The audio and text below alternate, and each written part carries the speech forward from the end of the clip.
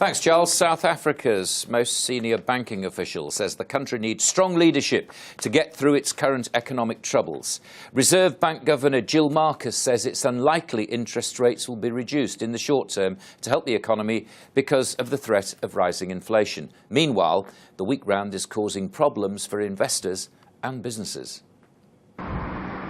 South Africa's currency has recovered a little this week, but it's still not in good shape. In fact, only Venezuela and Syria are worse off. The rand lost 10% of its value against the dollar in May and around 15% this year. It hasn't been that bad since 2009, when Africa's biggest economy was in recession.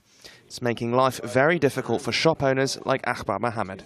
Things are getting bad. We can see from our daily sales it's dropped a lot. At least about 30% since the rand went haywire. We hope that the government looks at it and tries to improve the position of the rand.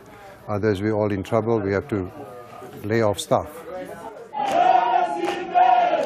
The wider economy is also suffering. According to Statistics South Africa, growth has fallen to 2009 levels.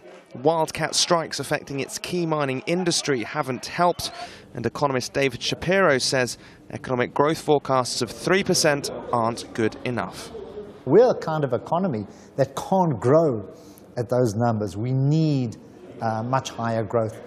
Some of our problems are on the export side, on the mining side. You know that we've got labor issues there. So put these all together, foreigners are beginning to stand back and re-look at the South African economy. President Jacob Zuma is taking much of the blame. Since coming to power 4 years ago, he's been hit by a series of scandals, one involving his relation with the Guptas, a powerful business family originally from India. His apparent reluctance to tackle the mining unions is also a problem for some. He dismissed strikes as being a democratic right. Well, it's a democratic right if it's done properly. But if it's done in a way that's actually going to destroy the cornerstone of our economy, and he said mining was the cornerstone of the economy, then it does have very negative implications. Union battles are far from settled. An Anglo-American platinum plan to cut 6,000 jobs is being opposed. And wages talks across the sector are looming.